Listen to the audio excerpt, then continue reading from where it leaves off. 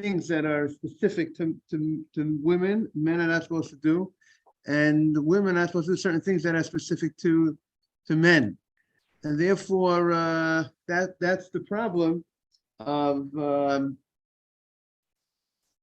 plucking out a hair among black hair, white hair among black hairs. There was a time period that a man was not able to look in a mirror. That was something that was specific for women. That was an activity that women would, that only women would do. There was a time period that I think a woman would not be able to carry a gun, because a gun was something that was specific for men. It was a type of weapon that something only men would carry. Rabbi, is it a matter of sniut? What is the heart of it? So the heart of it, the way the Sefer Chinuch explains, is that the Torah wants there should be some, like Jaime says, some sort of separation between men and women. And for example, if a man would get dressed up like a woman, so then he'll feel very comfortable to be among them, and there wouldn't be a separation of men and women. When you're different, when you're different, that leads to separation. Just like the Jewish people in Egypt, we had a different name, we had a different name, different types of clothing we wore. So we're different. We didn't mingle. So the concern, the way the Sefer Chinuch writes, is the mingling of men and women. And when we say, that's how he explains when the Torah writes this prohibition of don't, a man not, things of men should not be on women and women not on men. Good morning, Mark. Morning, Rabbi. That will separate us. We're different. We are different. And but Rabbi, how far does it go? You said, is it behavior based that women looked in the mirror so men shouldn't? Because don't we have in the Torah that Yosef curled his hair, and somebody who else was it that was too upset, occupied with their looks? Right, but it sounds like curling the hair. The issue with Yosef curling hair was that he was acting like he was doing something that it sounds like younger men would do that. It wasn't something that might not have been a woman's thing to do, but young men. But if you can't look in the mirror, that's certainly a lesser degree than curling hair. I mean, the question is curling hair. Okay, the question was it normal? It sounds like young men, it might have been normal for them to comb their hair or do certain things with their hair. But the Torah frowned on it, right? Didn't they say he bore some responsibility for that? Right. The Torah was not happy it seems like he was, I think the issue over there more was that he was doing number one, when his father, everybody's in mourning for him, thinking that he passed away, and here he is, he's dressing him, focusing a little bit on his, I think that's how it's stated. It's stated that the dad is mourning for him, and he's doing this type of activity, which is also I think it's a childish type of thing that younger people. So not to do with the way of women, so to speak. I don't think the problem with Yosef was that he was emulating the ways of women. I think it was that he was involved in an activity which is a young man's activity that he's doing at a time when his father is in mourning for him. So I think that was more of but we'll try to look up that, Jaime will remind me, we'll try to look at that that thing. So and then Rabbi, I get the tone of the mirrors and all that. Which of these actually made it into halakha? I mean, at the mirror at one point made it into halakha, but then it changed when people actually use mirrors. When it became more normal for men to use mirrors, then it didn't become into halakha. But I would say is that there are definitely things today that are still, let's say in clothing. You say when we talk about the issue of pants, right? So there's women's pants and there's men's pants. I understand that it's a different cut, correct? A different way. That's what I would think. I don't know too much about the pants industry. Mr. Haber is smiling over here. But if a lady, it would seem to me that you have to correct me if I'm wrong, that there's something called women's pants and men's pants, right? It's clearly definable what's men's and women's pants, correct? So if a woman would wear something which is clearly which is a man's pants, or a man would wear a woman's pants, that would be something or a woman would put on a dress here in the United States of America, where women don't wear dresses, or men don't wear dresses. If a man would put on a dress, then he's doing a woman's thing. The issue, by the way, I spoke to Rabbi David Feinstein, and the issue that he said, the problem with pants, with a woman wearing pants, is that it delineates the parts of her body. And that's the problem of modesty. That's the issue with pants, because today, I mean, since there are pants for women, so that issue of women wearing men's clothing by wearing pants, that should not be violated. But there's other issues, and the Chavadas or Vadi Yosef also writes in the Kitzur Chonorach, women shouldn't wear pants. That's an issue. I know many women are struggling with that. With that, they don't realize that it's a modesty issue, and they might not realize that they should. Rabbi, I know you're teaching the class today, but you probably don't watch the news too much, so I'm going to maybe give you a little current events. Look at I have to call out the wisdom of the Torah and how forward-wise of the future potential for disaster. Today in society, there's a new movement it's called woke. And woke is a freedom that gives way to perversion. They're telling little kids in school, if you're born a boy, you really don't have to be a boy. You could identify as a girl. And it's all this transgender pollution that's taking over society today. And you listen to these fences that are set up to prevent us from perversion thousands of years ago, manifesting itself today in society. Rabbi, if you heard the things they're telling little kids in school around this country, you would fall over.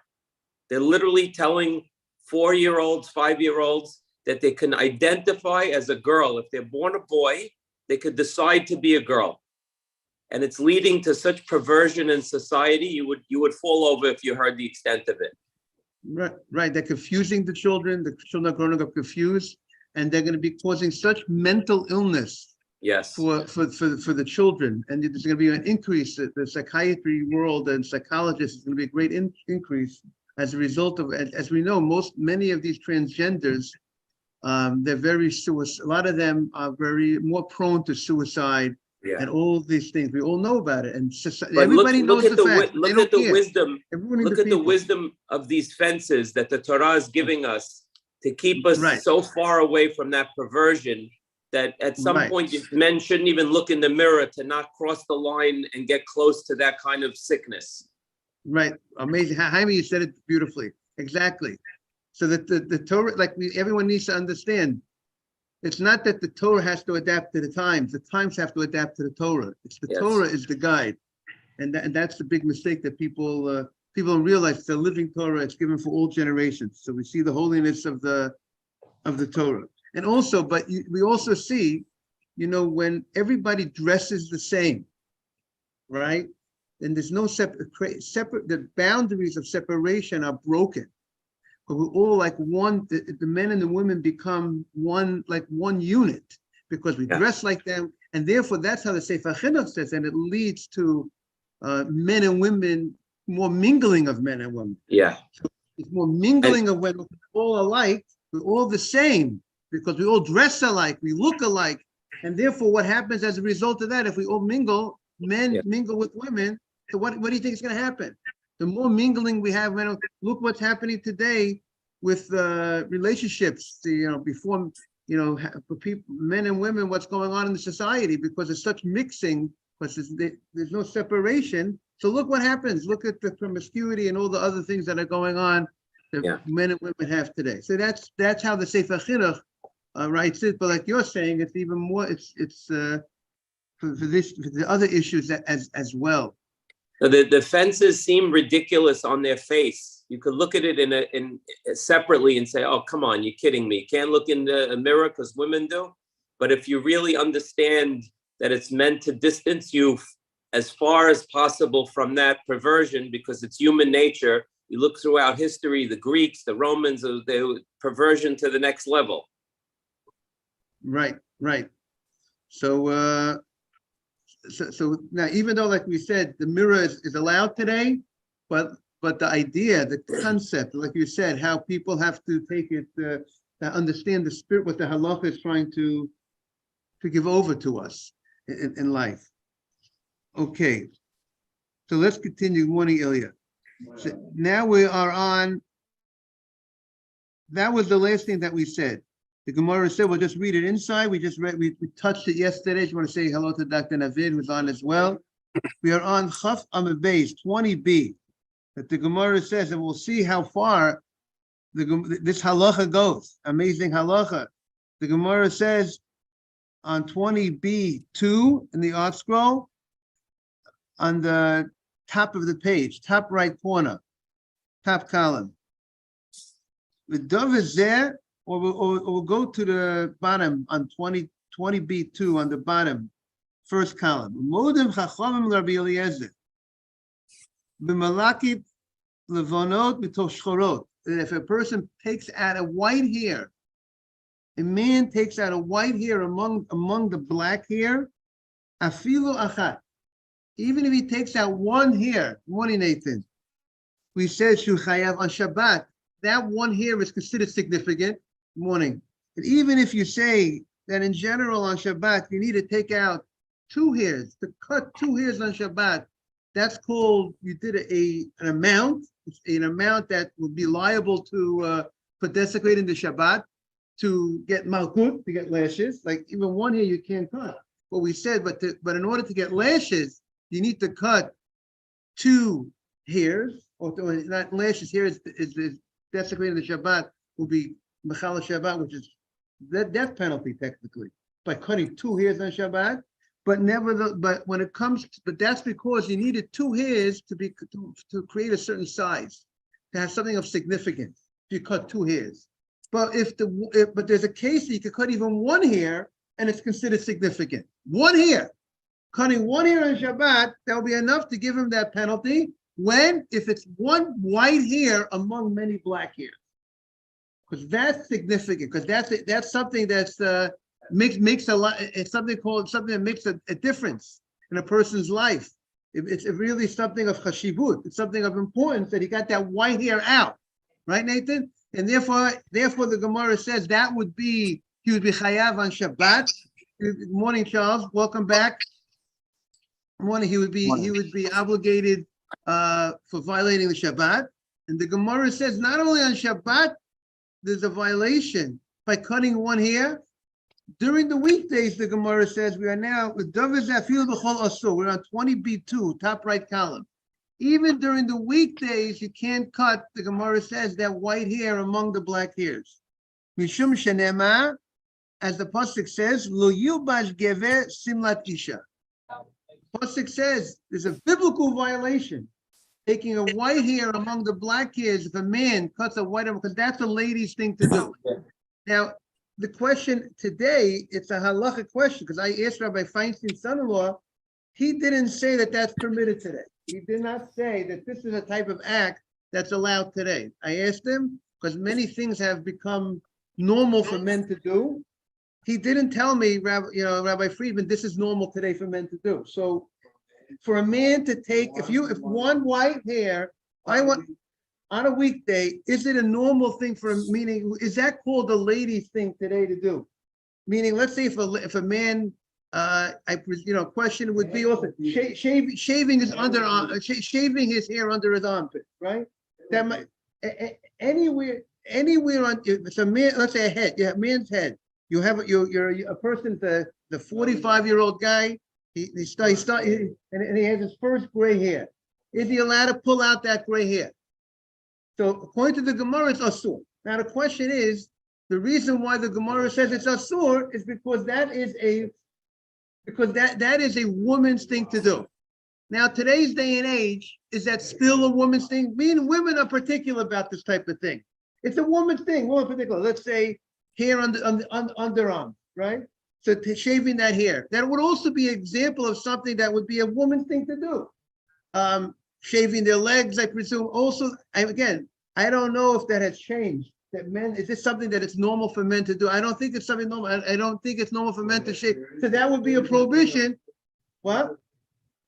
Okay, but the question is, what's called normal male grooming? So, I mean, these would be some of the issues, some concerns that people need to know. If that there could be prohibitions of the prohibition of the Torah for a man if he says, okay, I want to shave my legs, my arm, my chest, all these things. These are ladies' type of things to do. So before you do any of those things, you have to call up your posek and say, Rabbi, I mean, this is considered a man's thing, or this is still a lady thing. And if it's a lady thing, they can't do it. So I spoke to my posek, Rabbi Feinstein did not tell me you could take your white hair out of your black hair. If you want to pull it out, he told me he didn't tell me it's allowed. So I'm not giving any psak, but I just want to bring it to everybody's attention. All those people who have black that have black beards and they have a white hair, they want to pluck it out. They just want to cut it out. You just want to cut it out. You have to. This is a big halacha question. But the halacha here says the Gemara says you can't do. Anybody again? The question is how that would also how I should ask him that also. But what? But that might be normal already for certain hair implants, these type of things. That's hair implants. They do that. That might be considered already if it's already a common thing that people do, perhaps. But this is an area of halacha that people need to think about, and to be cognizant of. Okay, so Jaime, it's even that one hair. You see how far the halacha goes.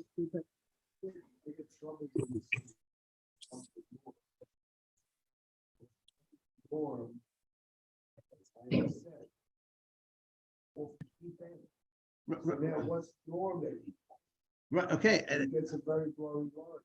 Okay. Listen, I gave the example of pants, right? You said it, I laughed. I was on the street, but I laughed. We're in the business, pants off today for ladies and men. Ladies' pants. There's men's wearing them. They're fitted, and then there's gaucho pants that look more like a dress than a pant does, and you can't distinguish the leg. It looks like a dress, but it's a pant. So where does that go? I don't need to sidetrack. Right. So these are real halachic issues. So you need someone to like Yitzchak Yosef to give us some big psak on these halachic questions. What's the actual prohibition? Oh, the prohibition. The Torah says lo yekligeva alisha. It shouldn't be a man's type of. So some translated man's clothing should not be on a woman, and a woman but it's not only clothing. It extends more than just clothing. The hair is nothing to do with the hair. The spot where you're allowed to shave. Right. The hair is not the issue of the shaving of the prohibitions of razors, these type of things. It's a separate question. Doing a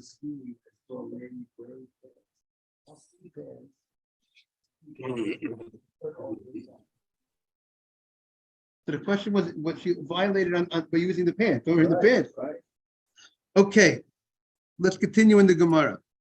On 20. But now you see that she was violating when wearing the pants. You hear the question? Mark is saying when a lady goes skiing, there are some women that wear a certain type of pants, and they wear a skirt over the pants. So the question is, it's nice that she's wearing the skirt over the pants, but she's still wearing pants. That's the question. Okay. So Mark, Corey bought those, Mark? You're very spicy. Very good. Let's see, 20b2. Hamakiv pat rosho. So the Gemara says, if someone goes ahead and cuts off, rounds the corner of his head, And that's the rounding of the corner of the head. That's cutting off the sideburns. And if you cut off the sideburns, that's the prohibition. That's the prohibition of the Torah if you use a razor on your sideburns. And there's a whole question in halacha, is even shaving the sideburns biblically prohibited? And the Chafetz Chaim says that people have to be very careful not to shave in this area, not to cut with a scissor too close. If you cut it too close, so you can't hold it, you can't grasp the hair. If it's too close, then you're possibly in violation of this prohibition. So again, rounding the head, cutting off the sideburns, and it's amazing that the Rambam writes. He writes maybe 900 years ago, what's perhaps the reason for this prohibition of rounding one's head? You can't cut off these sideburns. So he says it has to do with idol worship. That's what he suggests. Other people take a different approach. Other people just say it's a chok of the Torah. The Torah gave a law that you might not understand. Like might not understand why you can't wool and linen that are stitched together. It's a chok of the Torah that you can't go ahead and round off your head. But the Rambam says it's about the Torah is creating a fence, about staying away from idol worship. But this is the way that people that identify with idol worship, the priests and so on and so forth, they round off their head, the corners of the head. And I want to tell you, I looked it up on the computer, and it's even done today in many Christians. Do this today. They're Christian priests. I'll tell you what it's even called. That they have this, it's called the following. If you want to look it up, it's fascinating. It's called, I'll tell you what it's called. It's called like something sure. Let's see what happened to, I have to find it. I don't see on the text now. No, I'll find it. But it's called, if you take a look at some pictures of some of the priests, this is what they look like. They actually round the corners of the head. Remember, I think they used to put a pot over their head and then cut around it. Okay, could be. It's called tonsure. If you look up Tonsure, you look up a picture, it's unbelievable. It's exactly this. If you look up tonsure, Tonsure, this is what's being done today in different parts of Christianity. You'll see the picture of them. It's smooth over here. They cut off the hair from the top of the ear, which is the payot. The payot's done on the top of the ear, and you see how they cut off from the top of the ear, and they cut off they cut off this line. There's a line right over here. It looks like a sweatband around it, but that's the tonsure, is what the Gemara is talking about, the Rambam is talking about, what the Torah is talking about. And that's how, is that amazing? They're still doing that today, and that's what the Torah is forbidding us to do, anything that has connected things that people will connect with idols. That's how the Rambam spoke about, and we see interesting that this is obviously an old tradition. Good morning, Michael. This is an old tradition by the people who worship idols. You can see the picture, Mr. Haber. He's showing you the picture. So that's just fascinating. I was fascinated when I saw that this is what's still going on. You see how they cut? And by the way, if you look at that picture, look at that. If you look at that picture, you see how that the whole sideburn is gone. They cut off that sideburn. You see this. By the way, this picture is even better. Take a look at this picture. Yeah. You see this? I like this picture on the left. This picture on the left shows the drawing. I like this. The drawing is very clear, and because that's the payoff. From the top of the ear, you have to draw. You draw a line. This area from the top of your ear is called the corner of your head, and this area is the area that you can't shave. So you got to be very careful. This area. What do you say? It's the lower cranium of where the tefillin shall rosh go. It's the lower part where the rosh nitzuot go, the strap. That's right below there. Okay, but it's on the side of that. Yes, yeah. It's below. This is over here. Below your line. Yeah, right, yeah. so but it circles your head, Rabbi. So the circle around your head and below is the spot. Right, so look what the Gemara is going to say. The Gemara is going to identify it right now, but I'm identifying it like this. Take a look at this. You draw a line from the top of your ear, and this corner is where is the issue of that's called the corner of your head. This is the corner of your head. So this is the corner that the Gemara is talking about. Now, how far does the corner extend? The corner extends to the question. There's a question in halacha. Does it extend to the middle of the ear over here, and therefore you're allowed to shave from a little behind your ear? There's a problem behind your ear up to the top of that's the problem up to this. For sure the tip of the top of the ear up to here would be a problem. Therefore, people have to be careful. All the way over here, all the way at this is not a problem, but if you get up to this area of the ear, the top, if you top of the ear, that definitely would be a problem. That means therefore they talk about one of the issues in a barber shop. You got to be careful. They shouldn't shave around the ear, because when they shave around the ear, they go all the way over here, and they're cutting into your into your payot. So therefore, you got to be careful. You should regarding telling be careful when he shouldn't shave around your ear, because then he's going to touch into that area. So that's what the Gemara is now going to identify. This is the spot. And again, like we're saying, how also when everybody's taking a shave, you have to just be careful that you don't go too high up on your shave. Because if you go too high up on your shave, you're already entering in the area of the peyot harosh, the corner of the head, and we don't shave in that area. So therefore you have to be extra careful. Always, I would just suggest to everybody, always let it go a little longer. Be safe. Be safe. Try to leave the sideburns a little longer, because there are different opinions in halacha of how long the sideburns need to go. See, when you have a little beard, you avoid all these issues. But but when in Baruch College, I give a class for the students over there, for the Jewish kids. God bless you. I love the month that they have. It's like the month that they don't shave. That month I love, because all the Jewish kids, they're not religious kids in that college. They're not using a razor blade. They're not using all these things. So thank God that I hope every month would be like that. God bless you. Amen. They have a November month. It's a fad. All these crazy, that's November. Other months they have crazy things. Other, it's all these things they make up. But I love that month. Okay, so that you learned a new thing today. Right. So that was the. So now the Gemara. That's what I was saying. You got to be careful, because some say that the corner of the beard goes pretty far lower part of your ear. Or some say it goes, to the lower end of the ear. And the inside, the ear itself is not. I don't think it's considered a lady's. It's not. The ear itself is not the corner of the head. Hair that's on the ear. It's on. People have hair growing over here.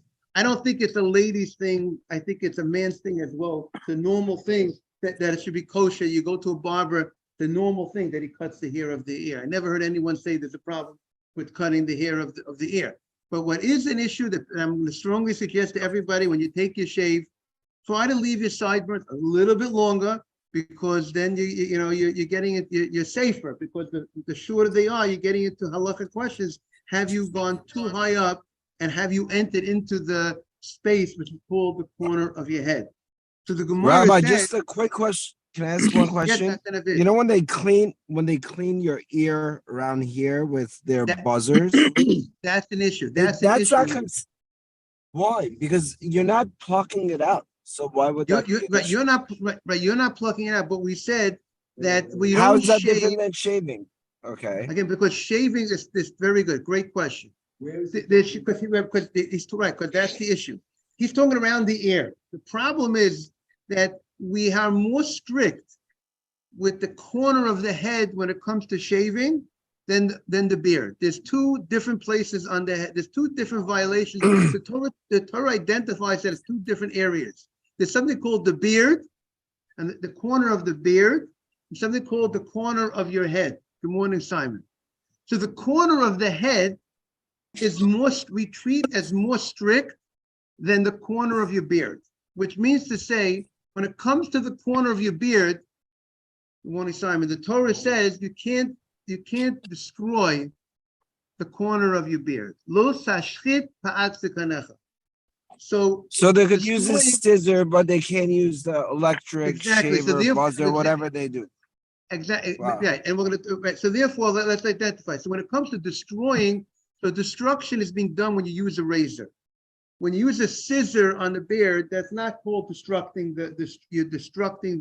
you're not going down, you're not going against the root.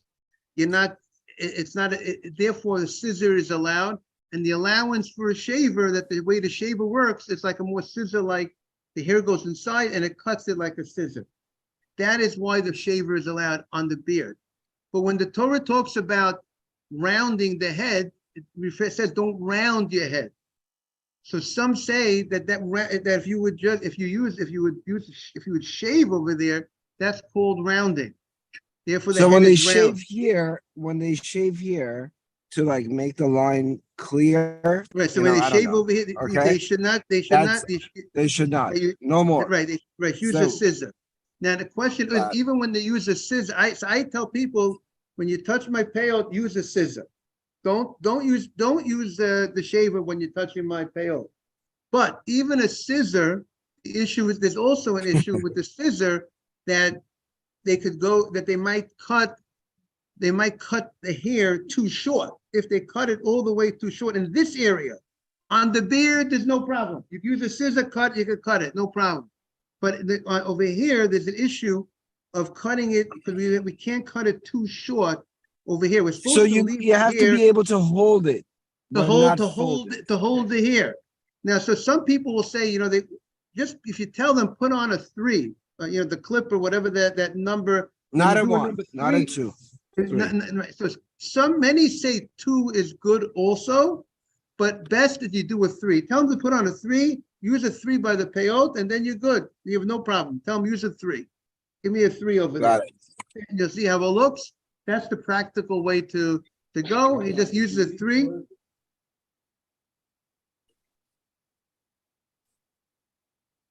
Well, let's see the Gemara further.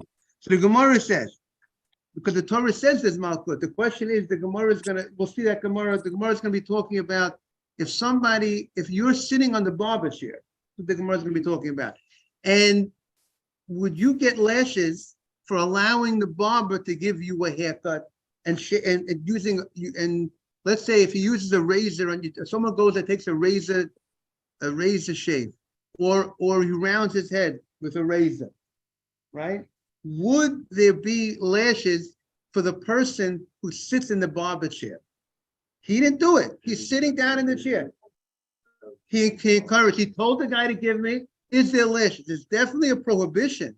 You violated a prohibition. The Torah says, you shouldn't have that. You shouldn't have a razor. The razor shave shouldn't happen. But do you get lashes? Because there the question of the Gemara is, if you didn't do an action, you were passive. To get lashes, the general rule is the only time you get lashes when you violate, if you have to do an action. So if you're sitting in the barber chair and just sitting in a chair like this, you didn't do any action. So therefore, the Gemara is going to say to get lashes, you need to do if you help out, you raise the hair. Let's say if you help him out, you move for him, or you do certain things to him. That's called that you were active in the shave. Then that's the case you get lashes. But there'll be a total prohibition even if you're passive. But that's a technical point that the Gemara wants to know. Why should the guy? But it's interesting. By the way, you should know this is the one profession I tell Jews not to be a barber. Jews, if you know anybody, you tell them that's one profession. Nobody should be a barber. No Jewish person should be a barber if you're working with non-religious customers. If you're working in Manhattan, don't be a barber. You want to be a barber in Borough Park? In Deal, if you only have religious people come in, what? Have to be careful. Yeah. There's a prohibition on the barber also. He's chayav malkut. The barber is obligated lashes, and therefore, by the way, in the Bukharian community, it's very common that the Bukharian are barbers, but they're immigrants. They came from. With all due respect, the first job I'm involved in teaching for many years in Long Island University, which is DeKalb campus. I do teach this many of the Jewish, taught many of the Jewish students that over there over the years. There are a lot of Bukharian in the pharmacy school, but on the side, they're doing barbershop. They're barbering to raise a few dollars, many of them. Their first job is a barber. And a non-Jewish, a non-religious guy comes into the store and he says he wants to raise their shave. Can't give it. So it's a big problem, big problem. I spoke to one Bukharian barber. He knows it's a problem, but he's, whatever. He's not everyone knows it's a problem. Some people, they know it's a problem, but they're not ready to pass the test. But, it's a test of money, but that's their livelihood. And they have to go into a different profession. That's not a profession. What? You're right. We don't do, we only do electric shavers. You know what I mean? There was a time period that maybe there was a concern that maybe they would hurt the person. If you go to a non-Jewish barber, there was a time period that there was a concern that maybe they would cut you and say, no, it happened during the haircut. They would cover themselves up, but really, they really intentionally wanted to cut you. Correct. But today we don't have that. That's not a concern. They know all the halakha, but like they Jewish, Okay, but you have to be on top of the situation. So that's what the Gemara says. Tana Rabbanan, Pas Rosho. What is the Pat Rosho? Sof Rosho. That's called the end of your head. That's called the corner. The Eze Pat Sof Rosho. What's the end of your head? This is my head. Where is the end of my head? Again, this is the sideburns. The end. That's what the Gemara says. Zeh hamashveh sidoav lachuri ozno lapachtoso. That's if you go ahead and you even your temples, you even this area like you see in that picture of those priests, that they even their temples with by the back of the ear, that if you go ahead and it's smooth, there's nothing here between, they cut off this whole area and it's one thing like Michael was talking about before with your forehead, it becomes one thing that's like a round ball, and therefore there's nothing, there's no hair over here. Good morning. So that's the issue of the Gemara. That's the corner that we're talking about. Tana kamed Rav Chisda. The Tana says in front of Rav Chisda, Echad hamakif ve'echad hanikaf lokin. Both the one who gives the haircut gets lashes, and both the one who receives the haircut gets lashes. There's a separate prohibition. The Torah is very strong on both the one who does it and the one who receives it. And tomorrow we'll continue to address the issue. The one's going to ask the question, why should the guy in the shit get lashes? He violated, but he didn't do an action. That's going to be tomorrow's discussion. I want to thank everybody. Thank you all for being here. And thank you, Jaime, for a lot of your insights in the beginning of the share. All the best, everybody. Great day, H. Have a great day. Thank you, Rabbi. Great Bye, day. guys. Thank you all for joining. Great day, everybody. Take care, Ralph. All the best.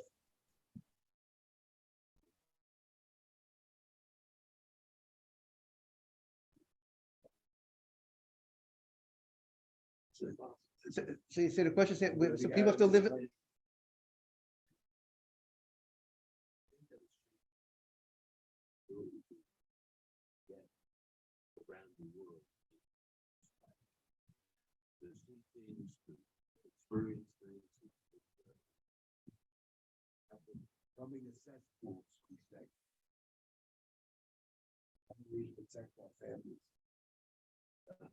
So the first thing to protect your families is they should not be involved in all the media, all the shows and the television and social media of the world. But every show, okay, so you have to do something. Mark, you have to do something. We expect it.